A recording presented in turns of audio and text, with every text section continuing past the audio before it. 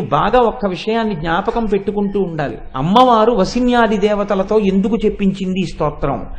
ఇది చేసిన వాళ్ళ పట్ల నా ప్రీతి కలుగుతుంది. ఎలా కలుగుతుందండి అన్నప్పుడు చతుర్బాహు సమన్విత అని నా మనసు నా మాట వింటలేదనుకోండి, నా మనసు నన్ను ఇబ్బంది పెడుతోందనుకోండి, అప్పుడు నేను చతుర్బాహు సమన్వితాయై నమః అని అమ్మవారి యొక్క 4 భుజాల్ని ధ్యానం చేస్తూ, భుజములంటే ఇక్కడ ఉండేవి, చేతులంటే ఇవి చివరి భాగాలు, ఈ భుజములను ధ్యానం చేస్తూ గడిపాననుకోండి, ఖచ్చితంగా అది నా మనోబుద్ధి చిత్త అహంకారముల మీద మార్పు తీసుకొస్తుంది. దారి తప్పిన మా అహంకారాన్ని దిద్దడానికి నువ్వు 4 చేతులతో అలా నిలబడున్నావా? మేమేమో ఇలాగే తిరుగుతున్నావా? 4 చేతులు కూడా చాలటం లేదురా నిన్ను దిద్దడానికి ఇంకాను అని నువ్వు మమ్మల్ని అలా చూస్తున్నావా? అమ్మా ఎంత తప్పుగా తిరుగుతున్నానమ్మా, లేదమ్మా నేను మారతానమ్మా, నేను దిద్దుకుంటానమ్మా, నీ ముందుకొచ్చి నీ 4 చేతులు చూస్తూ కూడా నేను అలా తప్పుడు ప్రవర్తనతో ఉండనమ్మా అని మీరు ఒక ప్రతిజ్ఞలోకి వెళ్ళిపోతారు. అందుకుంది ఆవిడ 4 చేతులతో. చతుర్బాహు సమన్విత రాగస్వరూప పాషాఢ్య. ఎలా దిద్దుతోంది 4 బాహువులతో అంటే ఆవిడ 4 చేతులలో 4 ఆయుధాలు పట్టుకుంది. ఇక్కడ మీరు ఒక విషయాన్ని చాలా జాగ్రత్తగా గమనించవలసి ఉంటుంది. ఈ ఆయుధములు అనేటటువంటివి ఏదో సరదాగా ఏది పడితే అది పట్టుకోవడం, ఈ ముట్టి చేతులతో ఏముంటామండి అందుకని ఏదైనా పట్టుకుందామని ఏదో కనపడింది అలా తీసుకెళ్లి చేతుల్లో పట్టుకుని ఉండరు దేవతలు. దేవతలు పట్టుకుంటే దాని వెనకాతల ఒక గంభీరమైనటువంటి అర్థం ఉంటుంది. దేవతల చేతులలో ఉండేటటువంటి ఆయుధములను దర్శనం చేయడం వల్ల మీకు కొన్ని ప్రత్యేకమైనటువంటి ప్రయోజనములు సమకూడుతాయి. అందుకే భారతీయ ధర్మంలో, సనాతన ధర్మంలో దేవతలెవ్వరూ కూడా ఏ ఆయుధము పట్టకుండా, ఏ ముద్ర పట్టకుండా కూర్చోవడం కానీ, కాలు మీద కాలేసు కూర్చోవడం కానీ చెయ్యరు. సనాతన ధర్మంలో బాగా తెలుసున్న వాళ్ళల్లా అవతార పురుషుల్లా నటించే కొందరు కూర్చున్న తీరు చూసినప్పుడు మీకు అర్థమైపోతుంది ఏమీ తెలియదు వీడొక పెద్ద నటుడు అని. కాలు మీద కాలేసి కూర్చుంటుంటారు. అసలు మీరు అలా కూర్చున్న దేవతా స్వరూపాన్ని నాకు చూపించండి. అలా ఉండరు ఎక్కడ. వీరాసనే సుస్థితం అని ఈ కాలు తీసి తొడ మీద వేసుకుంటారు, అది వీరాసనం అంటారు. అంతే. ఇలా కాలు మీద కాలేసి కూర్చోరు, ఇలా కాళ్ళు ఆడిస్తూ అలా ఉండవు. ఈ కాలు తీసి తొడ కింద పెట్టుకుంటారు. ఏకన్యంచనతి క్షమమ్మపరంచ ఆకుంచ పాదాంబుజం అంటారు. మడిచి కూర్చుంటారు. ఒక్క పాదం కిందకేస్తారు, లేకపోతే 2 పాదములు కిందకి పెడతారు తప్ప అసలు ఏమీ పట్టుకోకుండా సనాతన ధర్మంలో దేవతలు ఉండరు. కొంచెం మీకు సనాతన ధర్మంలో దేవతల యొక్క అనుగ్రహము వాటి గురించి తెలిస్తే మీరు పట్టేసుకోగలరు. ఇది దోషభూయిష్టము, ఇది ఇలా ఉండకూడనిది, అలా కనపడే ప్రయత్నం వీళ్ళు చేస్తున్నారు. ఆ స్థాయి అక్కడ వరకే తప్ప వాళ్ళు అనుకున్న స్థాయిలోది కాదని తెలిసిపోతుంది. కనుక చూడండి, అమ్మవారి ఇప్పుడు 4 చేతులలో 4 ఆయుధాలు పట్టుకుంది. 4 ఆయుధాలు పట్టుకోవడం ఆవిడ కోసం కాదు. నేను ఆయుధం పట్టుకున్నాను అనుకోండి, నేను ఆయుధం పట్టుకుంటే నా కోసం. ఎప్పుడైనా జ్ఞాపకం పెట్టుకోండి. నేను కర్ర అట్టుకుని మార్నింగ్ వాక్ వెళ్తున్నాను అనుకోండి, నన్ను ఎప్పుడో కుక్క తరిగిందని గుర్తు. లేకపోతే నాకు చాలా కావలసిన వ్యక్తిని ఎవరినో కుక్క తరిగింది, ఆయన కోటేశ్వరారు ఇక్కడ కుక్కలు తిరుగుతున్నాయి అన్నారు కాబట్టి నేను కూడా ఓ కర్ర పట్టుకు తిరుగుతున్నట్టు గుర్తు కదండి. అంతేకాని లోకాన్ని ఉద్ధరించడానికి ఆయన కర్ర పట్టుకు తిరుగుతున్నారండి అనకూడదు. లోకాన్ని ఉద్ధరించడానికి కాదు, కుక్కలను అనుగరవకుండా కర్ర. ఇంకొకరు ఉంటారు మహాపురుషుడు, ఆయన పట్టుకుంటాడు సత్యదండం, సన్యాసి పట్టుకుంటారు. సన్యాసి సత్యదండం పట్టుకునేది అవైదికమైన వాదనలను ఖండించి వైదికమైనటువంటి మార్గాన్ని ప్రవర్తింపచేయడానికి చేతిలో సత్యదండం పట్టుకుంటారు. తప్పించి నేను ఆయుధం పట్టుకుని నేను ఒక గడలటు తిరుగుతున్నాను అనుకోండి, ఎందుకు తిరుగుతున్నాను అంటే నేను సరదాగా పరశురాముళ్ళ ధర్మ ప్రతిష్టాపన చేద్దాం అనుకుంటున్నానంటే ఎవరు ఒప్పుకోరు, తీసుకెళ్ళి ఎక్కడ పెట్టేస్తారు. నేను అలా ఏం కుదరదు. ఆయుధాలు ఏవి పడితే అవి ఎవరు పడితే వాళ్ళు పట్టుకోవడానికి ఏమి ఉండదు. ఆయుధమును కలిగి ఉండడం చట్టంలో ఒక పెద్ద ప్రక్రియ. దానికి అనుమతితోనే మీ దగ్గర ఆయుధం ఉండాలి. అనుమతి లేకుండా ఆయుధం ఉంటే మళ్ళీ అదో పెద్ద కేసు. కానీ భగవన్మూర్తులు దేవతలు ఆయుధాలు పట్టుకుంటారు. ఆ ఆయుధాలు పట్టుకునేది అలవోకగా ఏదో సరదాగా పట్టుకోరు. ఆ పట్టుకోవడంలో మీ కొరకు పట్టుకుని ఉంటారు, వారి కొరకు కాదు. వారిని వారు రక్షించుకోకర్లేదు, వారు మిమ్మల్ని రక్షిస్తారు. సనాతన ధర్మంలో ఉండేటటువంటి దేవతలు భక్తుల చేతిలో చచ్చిపోరు. భక్తుల్ని రక్షించి భక్తిని పాడు చేయాలనుకున్న వాళ్ళని చంపుతారు. కాబట్టి ఇప్పుడు చేతిలో పట్టుకున్నటువంటి ఆయుధం రాగస్వరూప పాశాఢ్య, అమ్మవారు పట్టుకున్నటువంటి ఆయుధం ఎడమ చేతి వైపు కింద ఉన్న చేతిలో, 4 చేతులు అంటే 2 పైకి 2 కిందకి కదండి ఉంటాయి, ఎడమ వైపు కింద ఉన్న చేతితో మొదలు పెడుతున్నారు వసిన్యాది దేవతలు. దేన్ని పట్టుకుని ఉన్నది? పాషాఢ్య. ముందు అలా అనుకోండి, పాశము, ఒక పాశమును పట్టుకున్నది. పాశం అనగా ఏమి అంటే దాని గురించి నేను పెద్ద వివరణ చేయక్కర్లేదు. కట్టడానికి ఉపయోగిస్తే పాశం అంటారు. మీరు చూడండి, కుక్కల్ని పట్టుకుంటూ ఉంటారు, ఒక ఉచ్చులా వేసి దాన్ని ఇలా వేస్తే పరిగెడుతుంది, పరిగెడితే కాదు అదే బిగుసుకుంటుంది. బిగుసుకున్న తర్వాత ఏం చేస్తారంటే వాళ్ళు తన వైపుకి లాక్కుంటారు. చిత్రం ఏమిటో తెలుసా అండి, కుక్కకి తాడేసిన తర్వాత అది అటు పరిగెడుతుంది, బిగుసుకుంటుంది. బిగుసుకున్న తర్వాత కుక్క వీడి మీద కలిపడింది అనుకోండి, వీడు పరిగెత్తాడు తాడు తెలియ. కానీ అదేం చేస్తుందంటే పరిగెత్తదు, బిగుసుకుంటున్న కొద్దీ మొరాయిస్తుంది. మొరాయించిన కొద్దీ వాడు లాగి గిర్ర గిర్ర గిర్ర గిర్ర ఆ పాశాన్ని ఆధారం చేసుకుంటాడు, ఇక విడదు. అది ఎంత లాక్కుంటే అంత బిగుసుకుంటుంది. గిర్రని తిప్పి కుక్కల బండి యొక్క గేటు పైకెత్తి గురి చూసి దాంట్లోకి వేస్తాడు. వేస్తే ఇది వెళ్ళి ఆ కుక్కల బండిలోకి పడుతుంది, తలుపేసేస్తాడు. ఇప్పుడు చేతిలో ఇనపవోచు ఉంటుంది, దాంతో మళ్ళీ ఆ బిగుసుకున్న తాడు వదులు చేసి దాని నుంచి లాగేసి మళ్ళీ చేతికి చుట్టుకుని మళ్ళీ వెళుతుంటాడు. ఈ కుక్క ఎలా పడిందో చూస్తుంది ఇంకో కుక్క. అది నేను వెనక్కి పరిగెత్తకుండా ముందుకు పరిగెడితే వీడు పరిగెడతాడని మాత్రం గ్రహించదు. ఎప్పుడూ అది కూడా పాశాలే వేసుకుంటుంది. అలాగే ఇదే మనం కూడా వేసుకునేదండి. మన అందరం కూడా అది వేసుకునే పశువులం అయిపోయాం. మనం అంటే మీరు కాదు, మీరు జ్ఞానులు, మహాభక్తులు, మీకు లేవు. నా వంటి వారి గురించి చెప్తున్నాను. రాగస్వరూప పాశాఢ్య, అమ్మవారు అంటోంది మీ మీద ఒక పాశం ఉంది రా అబ్బాయి, ఈ పాశమునకు మీరు కట్టబడి ఉన్నారు. గింజుకుంటున్నారు, ఎంత గింజుకుంటున్నారో అంత బిగుసుకుంటోంది. ఏమిటది? రాగము ఆ పాశం పేరు అంతే అమ్మవారు. ఏమిటి రాగము అంటే ఇది చాలా తమాషాగా ఉంటుంది ఈ మాట. కొంచెం పరిశీలనం చేస్తే మాత్రం అర్థం చేసుకోవలసినటువంటి విషయం అందుతుంది.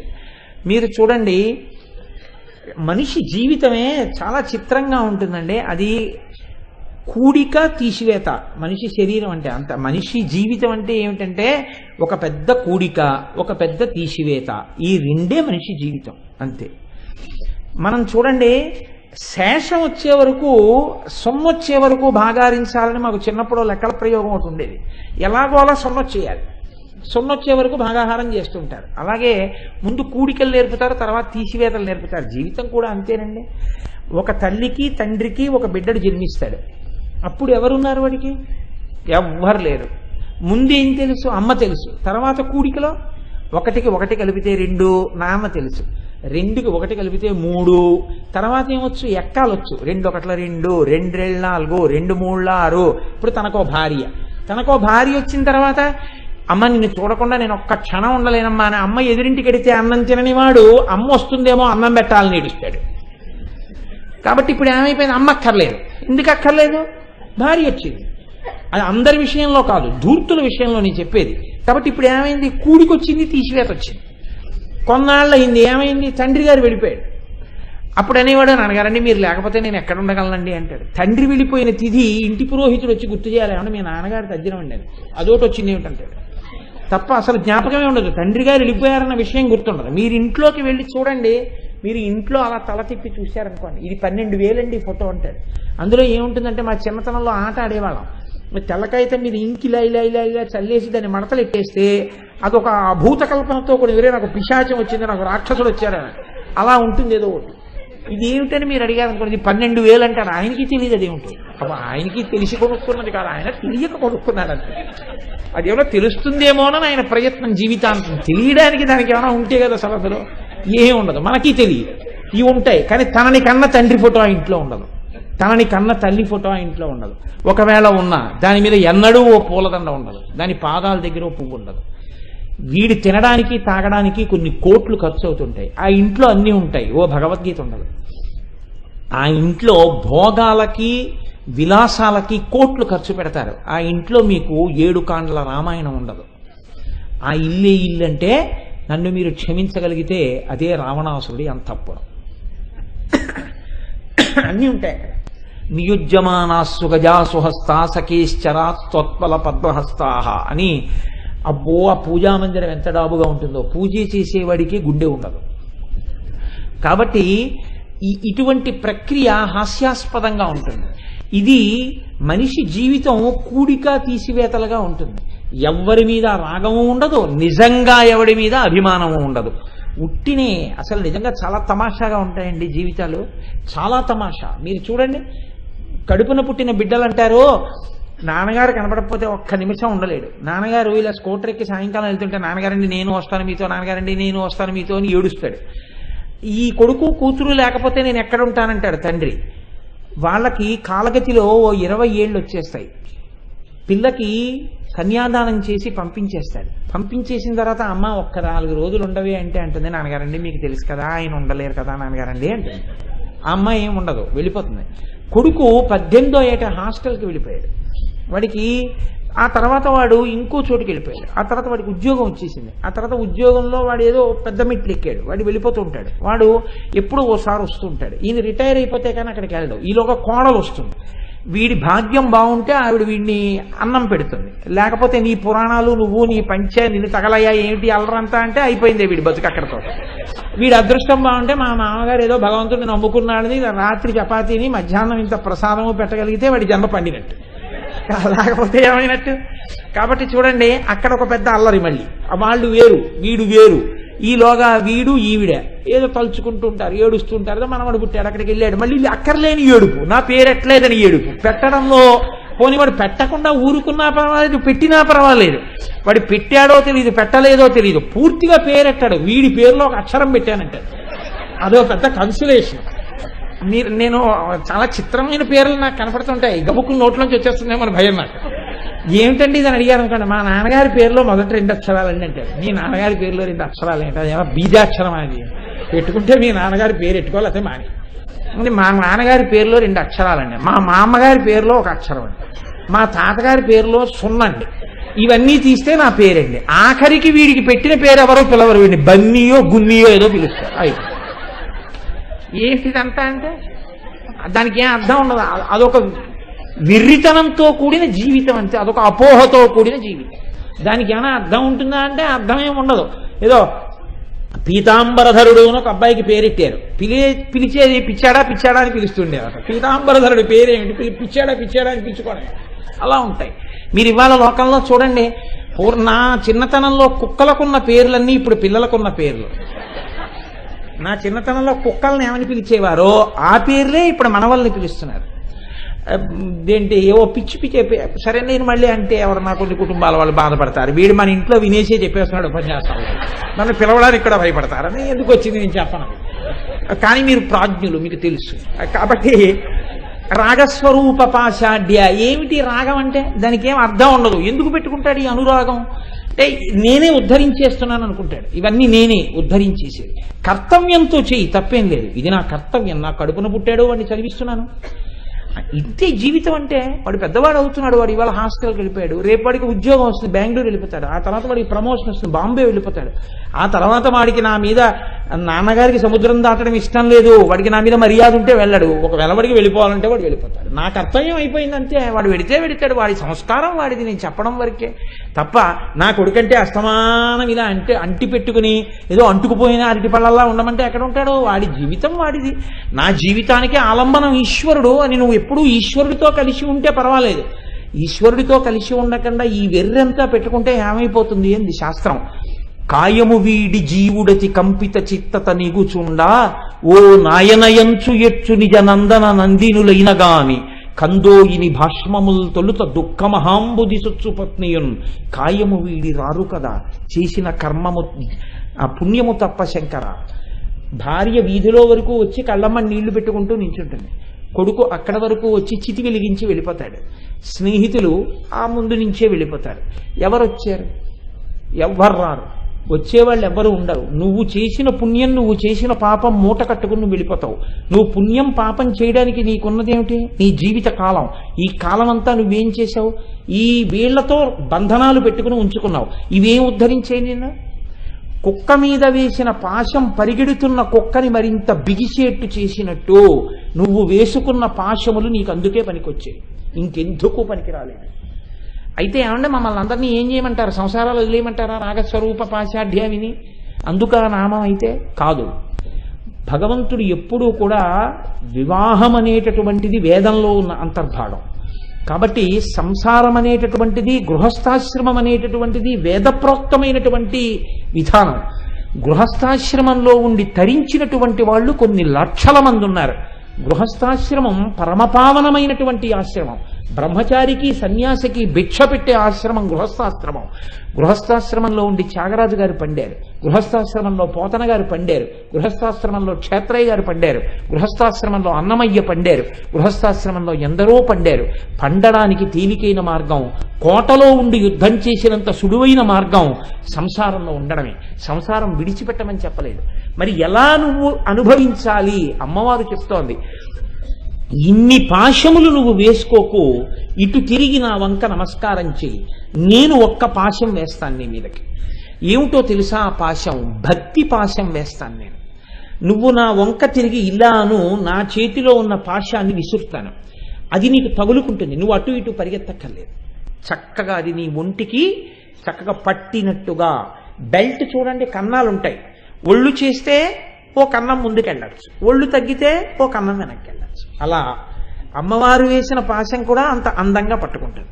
పట్టుకుంటే ఏమవుతుంది? నువ్వు వేసుకున్న పాశముల చేత నువ్వు ఏ యోగక్షేమములను సాధించలేవో అవి నీవు సాధించగలవు. ఒక్కటేనండి నేను చెప్పింది, మీరు కొంచెం జాగ్రత్తగా గుర్తుపెట్టుకోండి. నా కొడుకు అని అంతకుముందు అన్నావు, ఇప్పుడు కూడా అలాగే అను, నా కొడుకు అని అను. కానీ ఏమనంటావు? ఈశ్వర ప్రసాదంగా నా కొడుకు. నాకు ఒక స్నేహితుడు ఉండేవాడు, అతను నాతో భార్య గురించి మాట్లాడిన మాటలు నేను ఇప్పటికి మర్చిపోను నా జీవితంలో. అంత ఔన్నత్యంతో కూడి అంత గొప్పగా అంత మర్యాదతో మాట్లాడేవాడు అతను. నేను అతని భార్య గురించి అంత గొప్పగా మాట్లాడుతుంటే నాకు అప్పటికి పెళ్ళి అవ్వలేదు. నేను కొత్తగా జాయిన్ అయ్యాను విశాఖపట్నంలో సర్వీస్లో. నేను అతనితో అన్నాను, ఏమంటే మీరు మీ భార్య గారి గురించి అంత గొప్పగా చెప్తారు కదా, చాలా గొప్ప విషయం, ఇవన్నీ మీకు ఆవిడ చెప్తూ ఉంటారా అని అడిగాను. అడిగితే అంటే ఇలా ఉండాలి ఇది విషయం అని మీకు బోధ చేస్తారా అండి అని అడిగాను. అడిగితే ఆయన అన్నాడు, కాదు కోటేశ్వరారు, మనం భార్యని చూసే తీరు చేత మనం సంస్కరింపబడతాం అన్నాడు. నేను ఆ మాట ఇప్పటికి మర్చిపోలేదండి, ఇప్పటికి మర్చిపోలేదు. నా భార్య నేను చెప్పినట్టు వినాలి, అదెవరు లెక్కడగడానికి అనుకుంటే మీకు ఆవిడ ఏ రకంగానూ మిమ్మల్ని ఉద్ధరించగలిగిన వ్యక్తి కాదు. నా జీవిత భాగస్వామి, భగవంతుడు నాకు అనుగ్రహించినటువంటి ధర్మస్వరూపం. నేను చేసే ప్రతి రూపాయ ఖర్చు కూడా ఈవిడికి చెప్తే చాలు ఈశ్వరుడికి చెప్పినట్టే అనుకుని అడిగినా అడగకపోయినా, నాకు ఈ నెల 12,000 జీతం వచ్చిందో, ఇదిగో నా పే స్లిప్, నాకు ఇంత ఇన్కమ్ ట్యాక్స్ పోయింది, ఇంత ఫెస్టివల్ అడ్వాన్స్ పోయింది, 12,000లో ఏమో నేను 200 పర్సులో పెట్టుకుంటున్నాను, పెట్రోల్ కొట్టించుకుంటున్నాను, ఏమో ఇవాళ పెళ్లి కార్డు ఎవరో పట్టుకొచ్చి ఇచ్చారు, ఆఫీసులో 50 రూపాయలు ఇచ్చాను, 150 ఉన్నాయి. ఎందుకు చెప్పడం అంటే భార్యకి తొత్తైపోయి కాదు, భార్యని ధర్మస్వరూపంగా భావన చేసి చెప్పడం అలవాటు చేసుకున్నానయ్యా. మా ఆవిడ అడగలేదు నాకు లెక్క చెప్పమని. ఇలా చెప్తూ ఉంటే దీనివల్ల నా జీవితంలో ఏర్పడిన మర్యాద ఏమిటో తెలుసా? ఎప్పుడైనా తప్పు పనికి దేనికైనా 1 రూపాయి ఖర్చు పెట్టాలంటే నేను నిజాయితీగా నా భార్యకి లెక్క ఎలా చెప్తాను అన్నది నన్ను ధర్మపథం నుంచి వైక్లభ్యం పొందకుండా కాపాడిందయా అన్నాడు. ఏది భావన చూడండి, నిజంగా యద్భావం తద్భవతి. ఇంత గొప్పగా మీ భార్య యందు ఆ భావన మీకు ఎలా నిలబడుతుందని అడిగాను నేను. ఎప్పుడు అంత గౌరవంగా ఎలా చూడగలను అంటే ఆయన అన్నాడు, ఒక్కటే మాట చెప్పాడు, ఈశ్వరుడు నాకు ప్రసాదించిన జీవితాంత నిచ్చెలి ఇదే నా భావన భార్య యందన్నాడు. ఎంత పరమ పవిత్రమైన మాట అండి. ఈ శరీరం పడిపోయేంత వరకు ఎప్పుడు నన్ను నమ్ముకుని నాతో కలిసి ఉండడానికి ఈశ్వరుడు నాకు అనుగ్రహించినటువంటి వేరొక ప్రాణి, కనీసం ఆ ప్రాణి దగ్గర నేను అబద్ధాలు చెప్పకుండా నిజం చెప్పడం చేత కాకపోతే మనిషిగా బతకడానికి నాకు మినిమం మార్క్స్ కూడా లేనట్టే.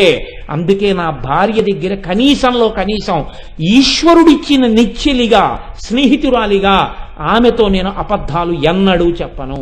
ఇది నా ప్రతిజ్ఞ. ఇప్పుడు మీరు చూడండి, ఈశ్వరుడిచ్చిన అన్న భావన కలగగానే ఆయన జీవితం మారిపోయింది. ఇప్పుడు ఆయన భార్యతో లేడా? ఉన్నాడు, వేరొకడు ఉంటాడు. ఈ భావన ఉండదు. ఏమండి నిన్న 500 పెట్టుకున్నారు, ఇవాళ 50 రూపాయలే ఉన్నాయేమి అని పొరపాటున అడిగింది అనుకోండి ఆవిడ. ఎందుకో ఇంతమంది స్నేహితులు ఉన్నారు, ఇంట్లో ఇంతమంది ఉన్నారని ఉండదు. నోటికొచ్చినట్టు వదరుతాడు ఒక్కొక్కడు. భగవంతుడిచ్చినటువంటి ధర్మస్వరూపం, నీ ధర్మార్థ కామమోక్షములకు క్షేత్రం ఆవిడ. మహాతల్లి నీ వంశాన్ని పెంచింది. నువ్వు తింటున్న అన్నం ఆవిడ చేత్తో పెడుతోంది. వాకాటి పాండురంగారావు గారు అంటారు, he who says thanks to his mother and wife is the biggest pool in this world అన్నాడు ఆయన. ఎవడు భార్యకి అమ్మకి థ్యాంక్స్ చెప్పాడో వాడికన్నా మూర్ఖుడి లోకంలో లేడు. ఎన్ని మాటలు థ్యాంక్స్ చెప్తే నీ భార్యకి నువ్వు కృతజ్ఞత చెప్పగలవు? ఎన్ని మాటలు థ్యాంక్స్ చెప్తే అమ్మకి థ్యాంక్స్ చెప్పగలవు? వాళ్ళిద్దరికీ నువ్వు థ్యాంక్స్ చెప్పలేవు. నీకు ఆ మర్యాద కలిగితే నీ జీవితం మారింది. ఈశ్వర ప్రసాదము నా భార్య అని నువ్వు అనుకో, మారిపోయిందంతే జీవితం. ధర్మానికి కట్టుబడ్డం అలవాటైపోతుంది. నువ్వు నిష్కారణంగా నిందించడానికి ఇష్టపడవు. ఈమె భగవంతుడి చేత నాకు అనుగ్రహింపబడింది, ఈవిడ పట్ల నేను అమర్యాదతో ఉంటే భగవంతుడు చూస్తున్నాడు. ఈవిడ వలన పొందవలసిన ఎన్ని సుఖాలున్నాయో ఉత్తర జన్మల యందు అవి లేకుండా నాకు చేస్తే నా బతుకేమి? కాబట్టి వద్దు, నేను ఆవిడ పట్ల మర్యాదతో బతుకుతాను. ఒక ప్రతిజ్ఞ. మీరు అందుకే చూడండి, సనాతన ధర్మంలో ఒక గొప్పతనం ఉంటుంది. పిల్లల పేర్లు పెట్టేటప్పుడు ప్రసాదు అని ఒక మాట ఉంటుంది. దుర్గా ప్రసాద్, భవానీ ప్రసాద్, ఈశ్వర ప్రసాద్, ఇలా పేరు చివర ప్రసాద్ అని ఒకటి ఉంటుంది. ప్రసాద్ అన్నది ఏమిటో తెలుసా అండి? ప్రసాదము. వాళ్ళు మీరు చూడండి, తల్లులు 2 మాటలు వాడుతుంటారు లోకంలో. ఈ పిల్లాడు పెంటకుప్ప పెరిగినట్టు పెరగాలని అంటారు. నాకు ఒక తల్లి ద్వారపూడిలో ఒక ఆవిడ తెలుసున్నవారు ఉండేవారు. ఆవిడ ఎప్పుడైనా మా ఇంటికి వస్తే చిన్నపిల్లల్ని చూసి, ఆ రోజుల్లో మా చెల్లెలకి పిల్లలు పుట్టారు, వాళ్ళు ఉండేవారు, నా బిడ్డలు ఉండేవారు చిన్నపిల్లలు, మా అక్కయ్య పిల్లలు ఉండేవారు. ఇలా పిల్లల్ని చూస్తే, ఒరే నాయన పెంటకుప్ప పెరిగినట్టు పెరగరా అనేవారు. ఇదే ఆశీర్వచనం. ఈవిడ అందరినీ పెంటకుప్ప పెరిగినట్టు పెరగమంటారేమిటి అనుకునేవాడిని నేను. ఒకసారి ఉండబట్టలే, ఆవిడ మహాతల్లి, చాలా గొప్ప హృదయం కలిగిన ఆవిడ. ఆవిడని అడిగాను, అమ్మ మీరు ఎందుచేత అలా ఆశీర్వచనం చేస్తుంటారు అని అడిగాను. ఒరే నువ్వు బాగా వృద్ధిలోకి రావాలి, నువ్వు గొప్ప అధికారి అవ్వాలి అని ఆశీర్వచనం చేసేటప్పుడైనా ఎక్కడైనా చిన్న కనురాపు లోపల మనసులో వీడు ఇంతవాడైపోతే అన్న భావన కలుగుతుందేమో. వీడు వృద్ధిలోకి రావడంలో ఎవరి కన్ను పడకుండా వృద్ధిలోకి వచ్చి ఏదో పెరుగుతోందని ఎవడూ పట్టించుకోకుండా లోకంలో పెరిగేది పెంటకుప్ప ఒక్కటే. అంత రహస్యంగా వీడు పెరిగి పెద్దవాడై ప్రయోజకుడు అవ్వాలన్నది నా కాంక్ష, కనురాపు తగలకూడదని అలా అంటాను రా అందరూ. ఎంత విశాల హృదయం చూడండి. సనాతన ధర్మంలో ఆడవాళ్ల మాటలలో ఉందండి అసలు తర్కం అంతా. ఏమిటండి పిల్లాడు ఇంకా రాలేదు, ఏం అవలేదు కదా అంటారు, కానీ వాడు ఖాళీ రీపోలేదు కదా, ఎక్కడో పడిపోయి అందరూ. అసలు అమంగళం అన్నది ఆడది. వీడు ధూర్తుడు ఏ సైకిల్ మించి కింద పడ్డాడో అంటాడు తండ్రి. తల్లి అందమాట. తల్లి అనేటప్పటికీ నోట్లోంచి మంగళమేనండి. అందుకే లలితాదేవి 3 లోకముల తల్లి. ఆవిడ ఎంత మంగళప్రదంగా నిలబడిందో చూడండి. నాన్న నిన్ను నువ్వు రక్షించుకోవడం కాదు, ఈ పాశములు వేసుకుని నువ్వేం చేసుకోలేవు. నా కొడుకు నా కొడుకు నా కొడుకుని వెర్రి ప్రేమ పెట్టేసుకుంటే నువ్వేం చేస్తావు? నువ్వేం చేయలేవు వాడికి. నువ్వు చేయగలిగిన ఉద్ధరణ ఏముండదు. నీవు నా పాశం మెళ్ళో వేసుకో. ఏమిటా పాశం? ఒక్కసారికి తిరిగి నమస్కారం చేయి, నేను వేస్తాను పాశం. ఇవి నువ్వు తగిల్చుకున్నవి, ఇవి నేను తగిలిస్తాను. ఇప్పుడు ఏమవుతుంది? చక్కగా ఇంట్లో ఉంటావు, చక్కగా సంసారంలో ఉంటావు. కానీ ఏమవుతుంది? కొడుకు భగవత్ ప్రసాదం అంటావు. కొడుకు మీరు చూడండి, లోకంలో మనంత అంటే మీరు కాదు, మళ్ళీ అలా అనుకుంటూ ఉండండి, నేను మిమ్మల్ని అంటలేదు. నాబోటిగాడు ఉంటాడు, కొడుకు ఎంసెట్ రాయడానికి ఎడుతుంటాడు. 1000 దేవుళ్ళకి నమస్కారాలు ఎట్టి 5 బొట్లు ఎడతాం కొడుక్కి. ఆంజనేయ స్వామి బొట్టు, దుర్గమ్మ తల్లి బొట్టు, పార్వతీదేవి బొట్టు, శివాలయంలో విభూతి అన్ని వాడి లలాటం నిండా పూసేసి వాడిని పరీక్షకి తీసుకెళ్లి కూర్చోబెట్టి 4 గుళ్ళన్నీ తిరిగి నమస్కారాలు ఎట్టి వస్తాడు. వచ్చిన తర్వాత రేపే ఎంసెట్ ఫలితాలు అని వస్తాయి. ఎంసెట్ ఫలితం కనుక్కోవడానికి కంప్యూటర్ సెంటర్కి వెళ్తాడు, నంబర్ ఇస్తాడు, టెన్షన్. వాడు మార్కులు తీసి వాడికే ఉంది, ఏదొస్తే వాడికి తీసి వాడు ఇస్తాడు. ఇలా చూశాడు, 4 డిజిట్సా 3 డిజిట్సా 2 డిజిట్సా 7. అబ్బా అంతే. మీరు చూడండి, ఎంసెట్కి పిల్లాన్ని పంపించే ముందు నువ్వు ఇంతమంది దేవాలయాలకు వెళ్ళావు. ఒక్క 2 అరటిపళ్ళు కొనుక్కుని ఇది జేబులో పెట్టుకుని దేవాలయానికి వెళ్ళి ఆ 2 అరటిపళ్ళు ఇచ్చి ఈశ్వర నువ్వు కృతార్థుణ్ణి చేసిన వాడివి అని ఎవరికైనా చెప్తాడా? ముందు సెల్ తీసి ఇలా నొక్కి. మా అబ్బాయికి 7వ ర్యాంక్ కోయ్. ఎప్పుడు వెళ్తాడంటే గుడికి 3 రోజులు పోయాక వెళ్తాడు. ర్యాంకు రావాలంటే అన్ని గుళ్ళకి ముందెడతాడు. ఆఫీసుకు కూడా హాఫ్ డే సీఎల్ ఎట్టి ర్యాంక్ వచ్చాక ఊళ్ళో వాళ్ళందరికీ చెప్పి సెల్లో కార్డు అయిపోయిన తర్వాత ఇంకా మీ సెల్లో కాల్ చేయుటకు తగిలిన డబ్బు లేదు, రీఛార్జ్ చేయుడు అంటుంది. అన్న తర్వాత గుడికి వెళ్తాడు. అది కూడా వెళ్ళే దారిలో ఉంటే. ఇది మన భక్తి అంత నిజాయితీగా ఉంటుంది మన భక్తి. కానీ నిజమైన భక్తి అంటే ఏమిటో తెలుసా అండి? ప్రతి దాన్ని ఈశ్వరుడితో అనుసంధానం చేయడం. మీ సింహాసనం దగ్గర మీరు చెప్పడం, అమ్మా నా కొడుకు పరీక్షకు వెళ్తున్నాడు, వాడి యొక్క మేధస్సు యందు ప్రచోదనం చేసి నువ్వు వాడిని కృప చెయ్యి. వాడు ఫోన్ చేసి నాన్నగారండి నాకు మంచి మార్కులు వచ్చాయి. ఉత్తర క్షణం పూజా మందిరంలోకి వెళ్ళి అమ్మా నీ అనుగ్రహం వాడికి మంచి మార్కులు వచ్చాయి, ఇలాగే వాడిని కృప చెయ్యి అని బయటికి వచ్చి చెప్పు అందరికీ.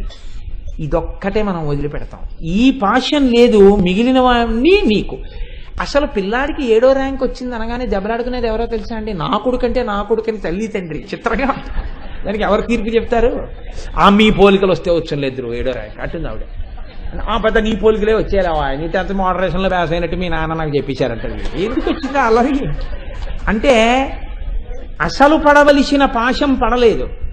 భక్తి అన్న పాశం పడితే సంసారము నిన్ను ఏమీ చెయ్యదు, ఏమీ చేయలేదు. రామకృష్ణ పరమహంస అంటారు, పనసకాయని కొట్టి పనసకాయ ఒలిచేవాడికి ఇబ్బంది ఎప్పుడు? చేతులకి నూనె రాసుకోనప్పుడు. అన్నీ అంటుకుంటాయి. చేతులకి నూనె రాసుకుని ఎన్ని పనసకాయలు కొట్టినా నీ చేతికి ఏమీ అంటుకోదు. ఎందుకు అంటుకోదు? నూనె ఉంది చేతికి. భక్తి పాశం నీకు పడిన తర్వాత నువ్వు సంసారంలో ఉన్నా నీకు వచ్చే ఉపద్రవం ఏమీ లేదు, పైగా రక్షణ కలుగుతుంది. ఎందుకో తెలుసా అండి? వీడు రేపు వచ్చి అక్కడ చెప్తాడు సింహాసనం దగ్గర, వీడొచ్చి మొత్తుకుంటే కాబట్టి ఈశ్వరుడు అడ్డుపడతాడు. వీడి భక్తికి ఇంట్లో ఉన్న వాళ్ళందరూ రక్షింపబడుతుంటారు. ఈ పాశమా నిన్ను కాపాడేది? నువ్వు వేసుకున్న పాశాలా కాపాడేది? కుక్కకి తగిలిన పాశాలకి కుక్క పరిగెత్తి రక్షించుకుందా? నువ్వు తగిలించుకున్న పాశాలతో పరిగెత్తి నువ్వు రక్షించుకుంటాననుకుంటున్నావా? ఈశ్వరుడి వంక తిరిగి నమస్కారం చేయి. ఆ పాశం పడితే నువ్వు ఉద్ధరణ పొందుతావు. ఆ పాశం నీ మీద పడాలి. మిగిలిన పాశములు ఎన్ని పడినా యమపాశం ఎటువంటిదో అంతకన్నా దారుణమైన పాశములే మిగిలినవి. భక్తి పాశం మెడలో వేసుకుని అమ్మవారి వంక తిరిగి వేసుకోవడానికి నీ చేత కాదు, ఆవిడ వెయ్యాలి. ఆవిడ వెయ్యాలంటే అటు తిరుగు, ఆ కాంతి వంక తిరుగు, ఆ ధ్యానం చెయ్యి. ఆవిడ చేతుల వంక చూడు, అమ్మా ఎందుకా ఉన్నావు అనుగ్రహించాను, వెంటనే వేస్తుంది భక్తి పాశం. పాశం పడిందా నువ్వు ఉద్ధరణ పొందేస్తావంతే. కాబట్టి రాగస్వరూప పాశాఢ్య. ఈ రాగం ఉంటే పాడైపోతాం, ఆ రాగం ఉంటే ఉద్ధరణ పొందుతాం. అమ్మవారి భక్తి అన్న రాగం పడితే ఉద్ధరణ, మనం వేసుకున్న రాగం ఉంటే ప్రమాదంలో పడిపోతాం. ఇది తేడా. కాబట్టి నాన్న ఇప్పుడు ఒక్కటి మారాలి. ఈ మారడమే క్రియాశక్తి. ఈ మార్పు నీ యందు తేవడానికి నేను సిద్ధంగా ఉన్నాను. ఆ కాంతి యందు నువ్వు కూర్చోగలిగితే చాలు. ఇది ముందున్న ఎరుపు. ఈ ఎరుపు తర్వాత చేతులు నీకు కనపడి ఈ మార్పు నీ యందు వస్తేనే తల కనపడుతుంది, లేకపోతే కనపడదు. అందుకే చేతులే చెప్తారు ముందు, తర్వాత తల. తర్వాత తల కనపడాలంటే అసలు లలితా సహస్రం ఈ 4 నామాలు అర్థమైన వాడికే తల అర్థం అవుతుంది. ఈ 4 నామాలు అర్థం అవ్వడం అంటే జీవితంలో మార్పు వచ్చింది. ఈ మార్పు రాకపోతే వాడి జీవన యాత్ర ఎప్పటికీ అలాగే ఉంటుంది, వాడు బాగుపడలేడు.